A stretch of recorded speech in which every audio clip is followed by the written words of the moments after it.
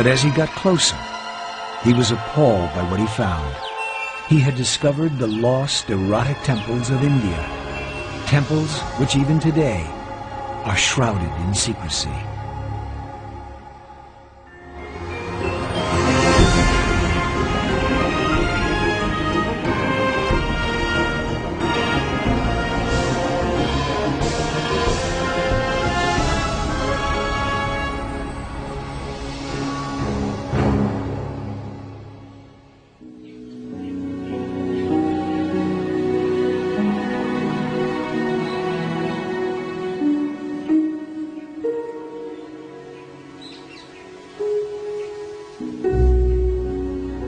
This is the face of India that the whole world knows, the Taj Mahal, one of those amazing works of art that completely lives up to its reputation. With its perfect proportions, its white marble finish, and the beauty of its intricate inlay, it's consistently voted the most beautiful building in the world.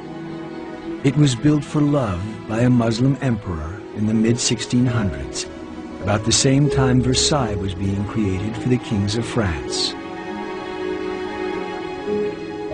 Shah Jahan built it for his favorite wife, Mumtaz Mahal.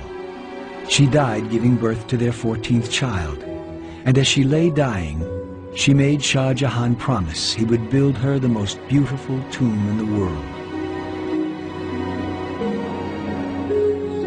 Despite having a harem of over 5,000 women, Shah Jahan was madly in love with his favorite wife and promised to honor her wish.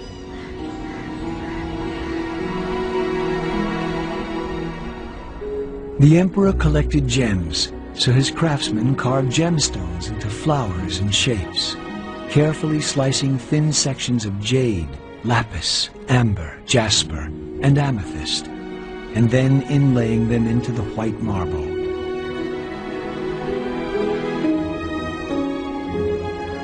When the Taj Mahal was finished, its perfect white marble proportions at the end of a long, formal garden completely fulfilled Shah Jahan's promise to his dying wife. When people think of India, they think of the Taj Mahal. But there is a more ancient, secret India, hidden deep in its tropical jungles, where one of the greatest building efforts in human history produced thousands of strange and mysterious temples. But today, they are lost and forgotten.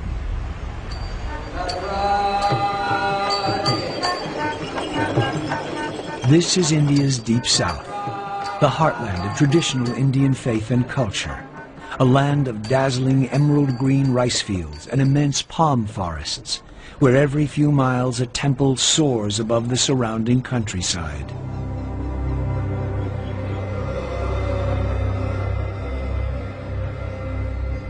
Here, over 1,000 years ago, one of the greatest kings of India, Raja the Great, embarked on one of the largest building programs in the history of mankind that still continues to this day.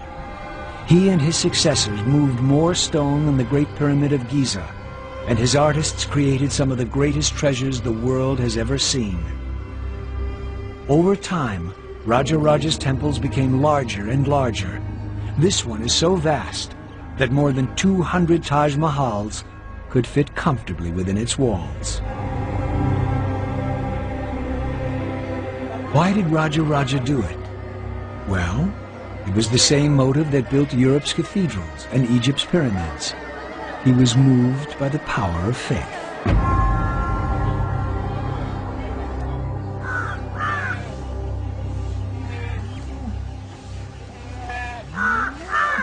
This is a land with almost as many gods as people. Every day at dawn, 16-year-old Kala, the eldest daughter of this family, performs the same ritual. As the sun rises, she draws intricate designs with colored rice flour outside her front door to bring good luck.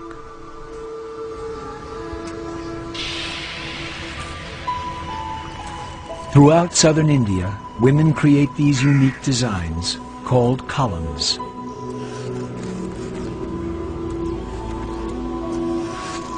A column is not meant to be permanent, though, and the colored rice flour is dispersed throughout the day, only to be renewed the following morning. The rice flour goes to feed the ants and insects. Hinduism believes all life to be sacred. Even the humble insect has its place. In the larger temples, hundreds of priests carry out the thousands of religious tasks necessary to keep the gods happy. But these are not the gods of the West. Here, the priests are worshipping a phallic symbol, a stone lingam found in thousands of Indian temples. The West has never understood this erotic side of the Hindu religion, with its lingams, naked sculptures, and many-faced gods.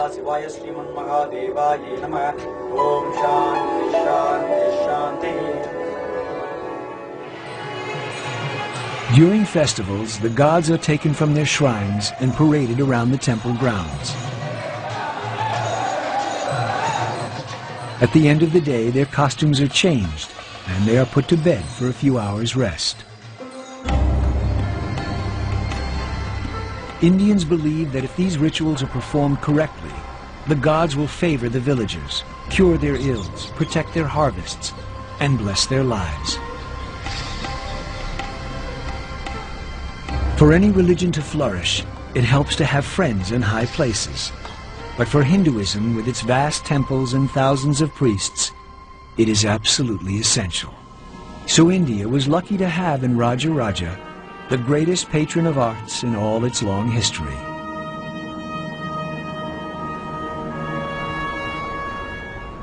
And this is where he started, with this great temple at Tanjore. When it was finished 1,000 years ago, it was the most amazing building in India, more than 10 times taller than anything built before it. And it's not only huge, but it's all made of granite, one of the hardest stones in the world.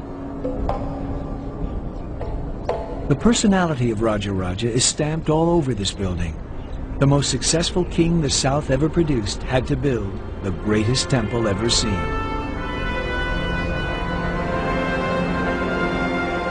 The inner shrine under the large tower contains a large phallus, a lingam, 12 feet in height and 5 feet in diameter. The lingam is the symbol of one of India's most powerful and popular gods, Shiva. Every day, priests wash and dress the lingam, pouring milk and other sacred potions over the stone. The lingam stood for the power and fertility of the king. So Raja Raja, as one of India's most powerful kings, created one of India's largest lingams. Until recently, we had no idea what the great king looked like.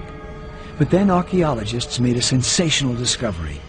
They found a narrow passageway running around the central shrine that had been sealed up and forgotten hundreds of years ago. When the excavators peered in, they found its walls covered with unique paintings from the time of Raja Raja the Great.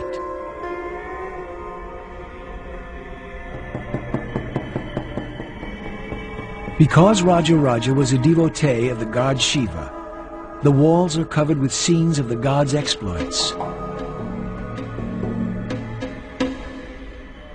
But there are also wonderful painted scenes of dancing girls with beautiful eyes. But best of all, they found the only existing portrait of Raja Raja the Great, with his bearded guru. As a follower of Shiva, Raja Raja's hair is piled up in dreadlocks, making him look like a Jamaican Rastafarian. He is standing behind and gazing respectfully at his guru, as well he might, for it was his spiritual advisor who was the force behind Raja Raja's insatiable appetite for building. And to build on this scale, you needed money, and the easiest way to gain wealth in ancient India, as in most places, was to grab it from your weaker neighbors. Helping Raja Raja was India's unique war machine, the elephant.